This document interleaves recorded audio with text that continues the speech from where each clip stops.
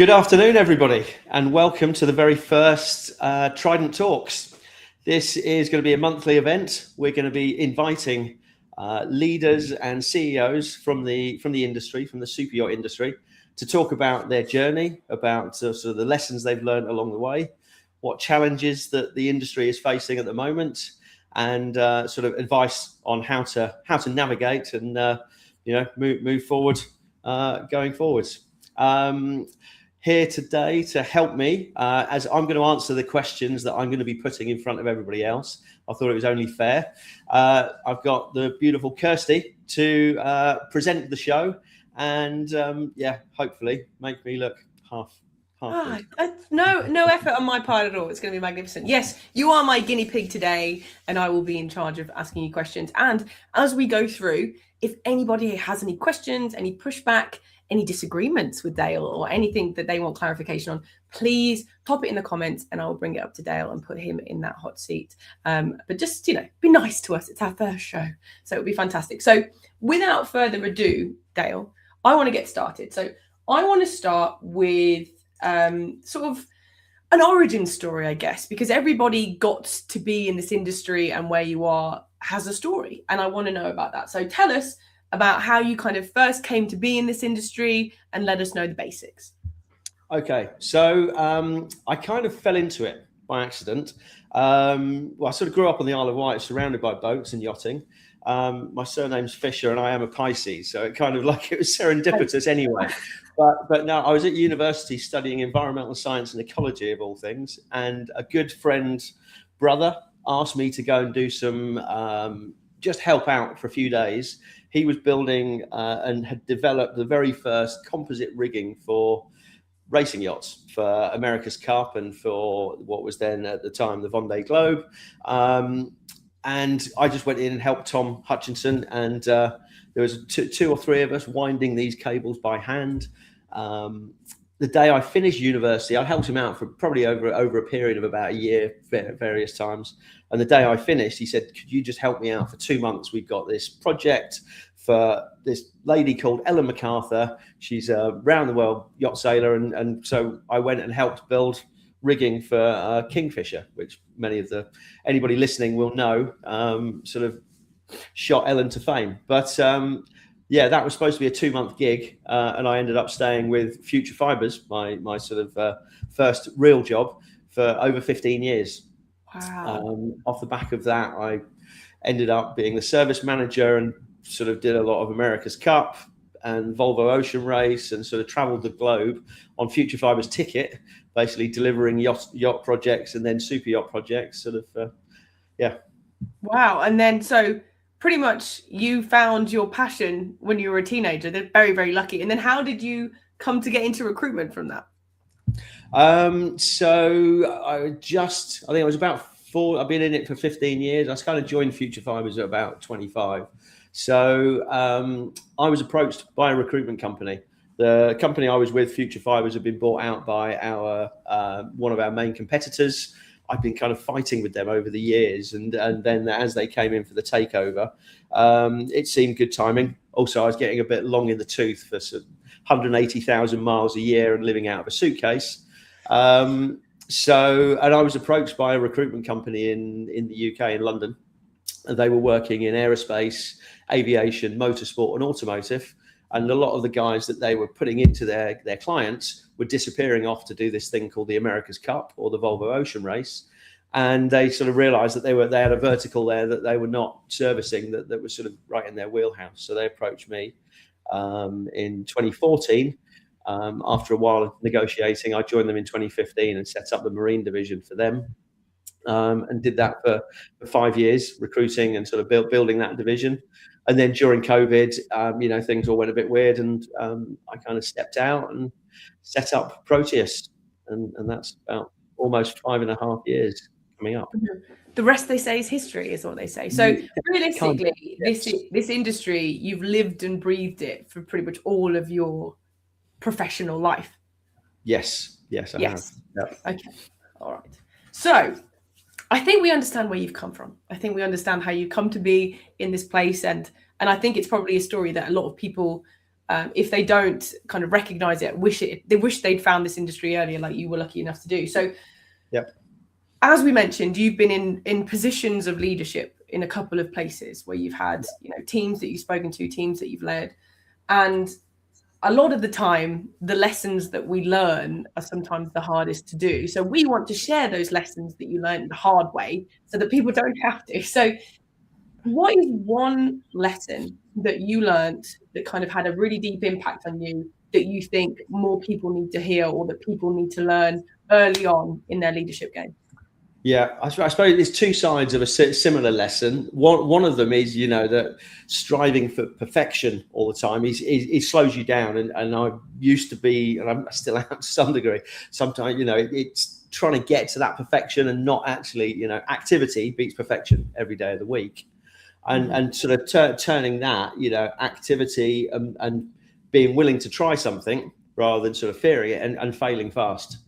I think when we first set up Proteus and we were kind of, building, I was so eager to get people in the team and to actually start to scale. And I brought a couple of people in, and then we'd invested in them for a month or 2 months. And they were lovely people, fantastic, but they just weren't right for us, and definitely not right for recruitment.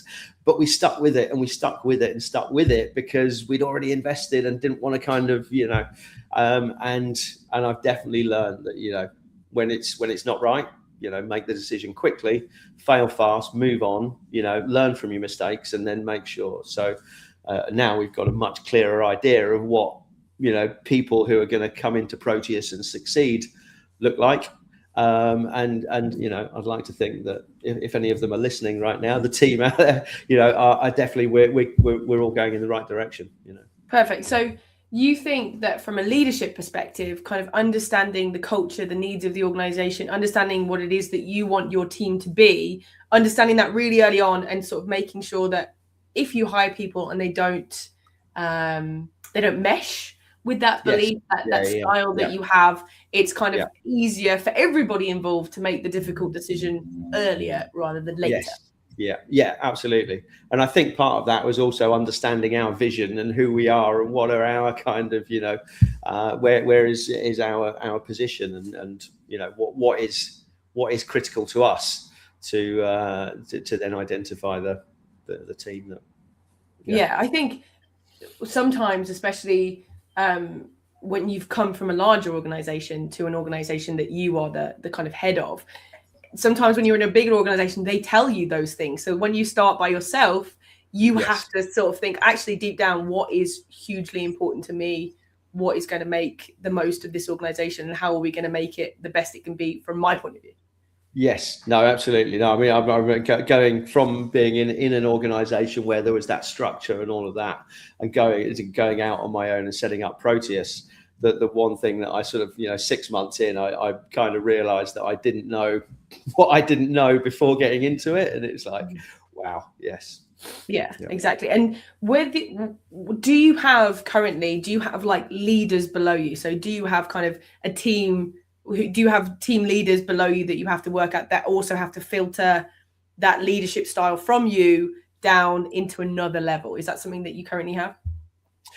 Starting to, I think probably even just in the last 12 months, I feel like we've transitioned from being in startup mode and sort of, foundling to actually being a bit more structured, a bit more organized, and that hierarchy. And Emma, who works with us, is very good now at really organizing the team and doing accountability and making sure that everybody's got a very clear picture of where they are and what's expected. Yes. Yeah, I think, again, that comes from a strong leader like yourself. It comes down to, you have to understand what that is to make sure that those leaders below you also understand this, because otherwise it's so easy for it to get filtered out in other people's styles. So having a real key idea on it makes a lot of sense. Yes, agreed. Perfect. Okay. Before we go on to the next question, I have had some lovely comments, and the first one, I want to bring them up. So we've had Claudio, who's saying he's listening carefully. Hi, Dale. Thank you for doing this. Well, thank you for listening, Claudio. Hey, Claudio. How are you doing? And then we've got Sami, who's from Finland, and they studied boat building and naval architecture, but after graduation from Southampton, ended up in the energy and pulp industry. They founded their current company in late 2021. So thank you very much for listening. It's so nice to have people here.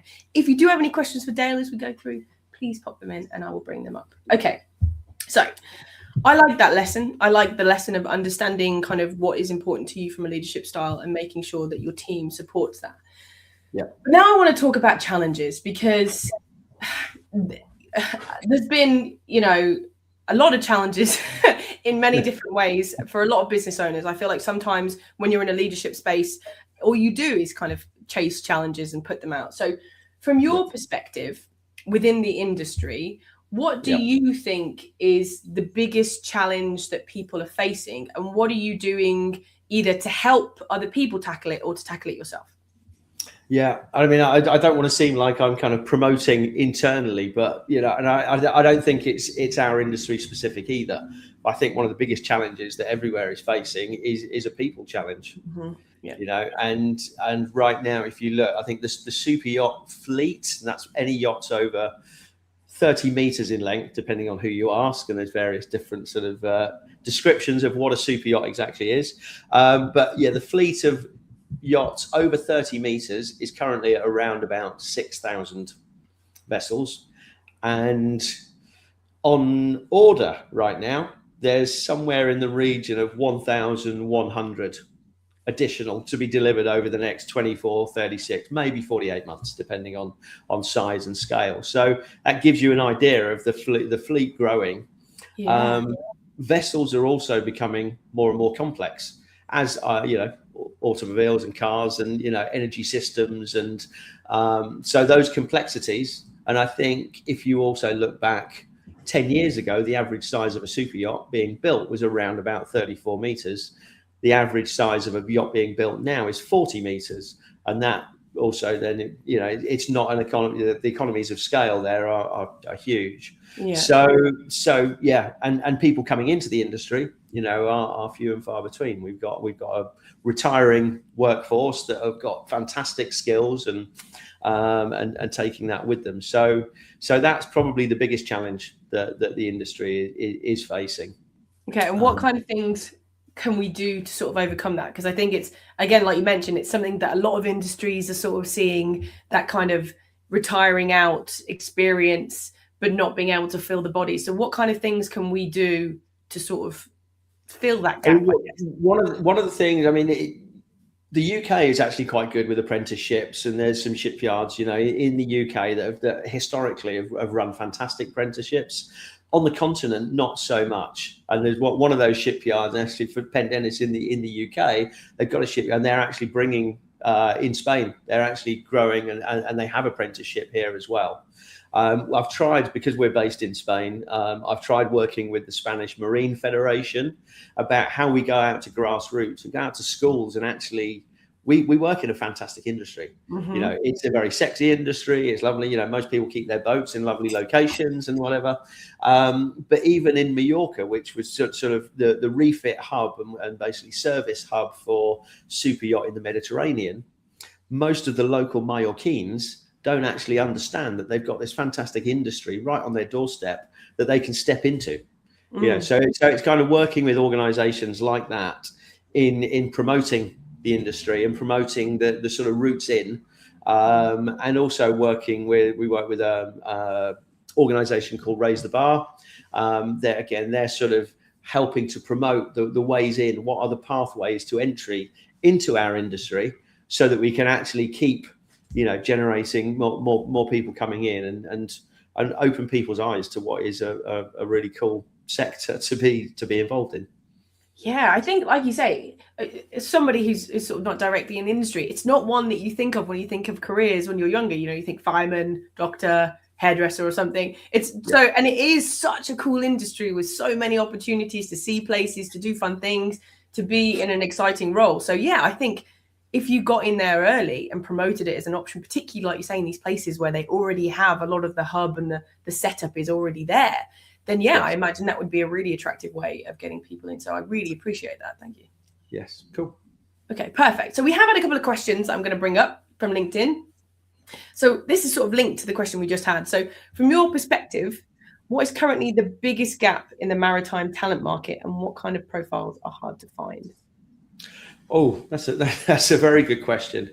I think right now, one of the profiles that we actually is because I was talking about the systems becoming more and more complex and becoming more sort of on especially on the sort of electrical AV IT side, and now energy systems and battery and integrating all of that into the bigger, more complex platforms along, when they talk about super yachts have a hotel load and they want, the AV systems need to be in every room for the guests, and more and more sort of advanced, and aircon in every room, and just all of that sort of guest experience. So it's the people who are designing, engineering, and actually being able to sort of manage and fill that is probably one of the hardest areas to find people right now. Yeah. Perfect. Okay. All right. So we do have a couple more questions that I'll bring up in a second. If you do have any more for Dale, guys, please pop them in. Okay. So I think we've looked back on your past and how you came to be and the lessons that you've learned. And we've looked at where the current challenges are. I'm now going to ask you to look into a magic glass ball. And, the last 5 years has been a lot of change in the world. And I want to ask you, in the next 5 years, in the coming 5 years, what shifts do you see happening? What changes do you envision happening to the industry? I guess one of the changes, and maybe kind of geographical, there's been a huge investment. There's been lots of talk over the last 5-10 years about developing in sort of the Gulf region, the UAE, Saudi, and Oman. And I think now we're starting to see that a lot of that talk is becoming realized. I think I read the other day that UAE have just committed to spend 30 billion by 2030 in developing the infrastructure to be able to look after super yachts. And historically, because petroleum and sort of production, they've got a lot of facilities that are commercial, but you put a super yacht in a commercial shipyard and the potential for the damage to the paintwork, and they're just not fit for purpose. So but I think those that region as a cruising ground is going to become more and more, so there's going to be developing shipyards there's going to be developing facilities, and there's going to be again maybe a move of skill sets and a need for skills there. The other challenge I think the industry is also going to face is this ongoing, skills, and it's the companies that identify that, and the companies that can build kind of high performing teams, and companies that really understand and look after their teams and protect and make it a place of where the staff feel really valued and they don't get much attrition. I think they're going to be the ones who really kind of win in that game, so to speak.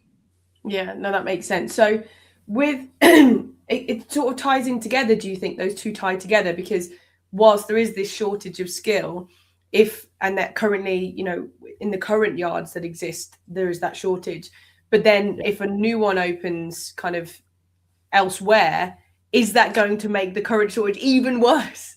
Yes, absolutely. Yeah. And I mean, even that growing fleet all need to go somewhere and have their annual maintenance, and then also there's talk that a lot of those boats were built pre 2005 2006, so they're aging, so they're coming in for much bigger kind of restoration projects and work. So again, it's just the pressure on the industry, and there's new yards popping up in the Mediterranean to be able to service them, and so demand for people is going to be big. So realistically, we need to make sure that we are not only looking, like you said earlier, for people to educate those who are just coming up to the point where they get to pick a career, and educating them that this is a great one to have, but we also need to make sure that those that we do already have in our team are respected, they have good career paths, they are well looked after, and they are happy where they are. Yes, and it's that understanding people, and what's key for one person is not key for the other, and it's being able to sort of look after everybody and really kind of foster that. Yeah, I think it also ties back to your sort of original statement around leadership, which is knowing what it is that you want your organization to be, the culture that's there that stems from you, and making sure that that is really paramount, because then it's easier to find the right people, right? Because you can be like, well, this is what our culture is. You either match it or you sort of don't. And if you don't, that's fine. But this is what we what we do here. Yeah. Perfect. Okay. So we have had another question that I want to bring up. And then in a second, we're going to be talking about advice and our next show. So the next question that we've had sort of ties back to one of the things that you've had. You mentioned that you've kind of been running your organization for about 5 years now. What's the biggest challenge that you had when building your company, and how has your leadership approach evolved over time? I really like that last bit. How have you changed from where you were when you started leadership to now? I think probably biggest challenge goes back to what I said earlier about not knowing what I didn't know. Going in thinking it was going to be a bit easier than it actually was, and sort of all of a sudden realizing there was huge, sort of areas of the business that used to just be taken care of, and now there's just the reporting and the finance and the you name it, all of those different sort of channels that you need to look after. And I've always been quite control, and as the teams got bigger, empowering people and kind of letting go and letting people and trusting people to get on, and making sure that they are very clear on what is expected of them, and then letting them get on with it, and supporting them wherever you need. But again, being, letting people have their own space, not, you have to do it my way, you do, and that kind of. Yeah, I think it comes again to that trust element that you were talking about, to trust them to do their job and trust that you've hired the right person, that they match your style. That all ties together. I'm sensing a real theme here, Dale, I have to say. It all ties together very nicely. Okay. Mm-hmm. All right. Thank you very much for your questions, guys. If you have any more, do keep them coming. So, Dale, in a second, I'm going to come to you and I'm going to ask for a piece of advice for those who are either already in the leadership space, who always want to improve and get better and think of, or people who are thinking of moving into that area or want to become that area. But before then, as you mentioned at the beginning, this is the first of a series where you are our guinea pig, but we do have some really exciting guests. Now, we're not going to tell the name just yet, but can you kind of give a teaser as to the kind of guest that we're going to be having next month? Okay. So, yes, the first guest next month, he's been in the super yacht sector for long time, working both sides of the Atlantic, in the US and with a European, working with a lot of the biggest shipyards and kind of delivering projects into them. So he's definitely got some very good stories to tell. Yeah, we're excited about that. Just a little tease there. Look out for in the coming week or so, where we will be announcing who that guest is, and you can register to follow like you did for today. Okay, so we've talked a lot about leadership. We've talked about various problems that we can see in the industry. But what we like to do at the end of the show is we really like to be practical. So people who are watching this and they're thinking, okay, leadership is something that I'm either in already or I want to get into. What piece of advice do you have for those people watching there? Okay. Am I allowed to swear? I think you might be. Okay, so this piece of advice was actually given to me by somebody who's far more successful, and before I was working in recruitment, I was delivering projects to big super yachts, and one super yacht owner I had the fortune of meeting and having quite a few conversations with. Ran a group of companies, probably employed somewhere between 25,000 and 30,000 people, and I asked him a very similar question. Mm-hmm. He said, no matter what happens to you in business, he said, or in life, don't shit yourself.